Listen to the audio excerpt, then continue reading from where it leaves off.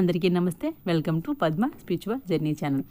మార్గశిర మాసం ముక్తికి మార్గం ఎందుకు అంటారో మనం ఇప్పుడు తెలుసుకుందాం.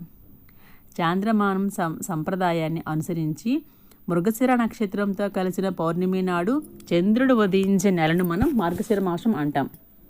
ఈ నెలంతా కూడా విష్ణుదేవుని రూపం. ఈ మాసం ప్రకృతి కాంతకు సీమంతం లాంటిది.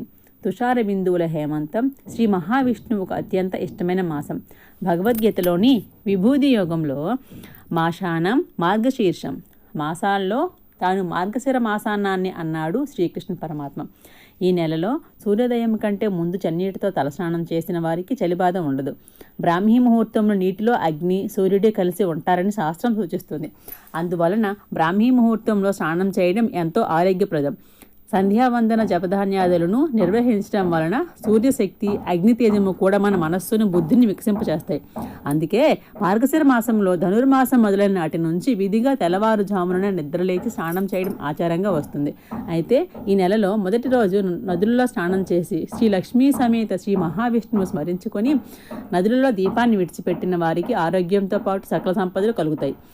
మనం ఒక కార్తీక మాసంలో చేసి విడిచిపెట్టేస్తాం కదా, అట్లా కాకుండా మార్గశిర మాసంలో కూడా మనం నదులలో దీపం విడిచిపెట్టడం అనేది చాలా మంచిది. అయితే ఈ మాసం అంతా శ్రీ విష్ణువుని తులసి దళంతో పూజించడం చాలా పుణ్యం.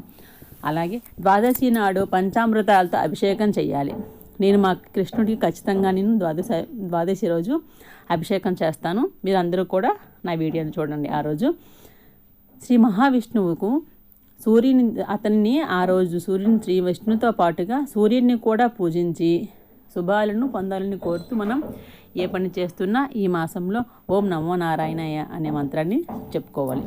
అయితే ఇదే మార్గశిర మాసంలో మనకి స్కంద షష్ఠి వస్తుంది. దానినే మనం సుబ్రహ్మణ్య షష్ఠి అని కూడా అంటాం.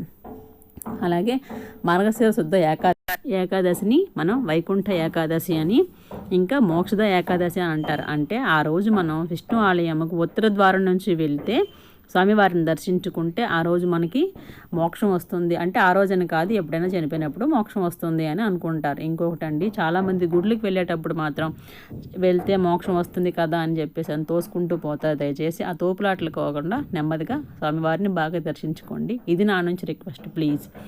ఇంకా అదే మోక్షద ఏకాదశి గీతా జయంతి. సమస్త మానవాళికి ధర్మనిది అనమాట. ఏది గీత భగవద్గీత. భారతీయ ఆధ్యాత్మిక జగత్తులో శిఖరాయమానం అయిన భగవద్గీతను కృష్ణ భగవానుడు ప్రబోధించిన రోజు అనమాట ఆ రోజు. అందుకని మార్గశిర బహుళ ఏకాదశిని విమల ఏకాదశి, సఫల ఏకాదశి అని కూడా పిలుస్తారు. Thank you for watching.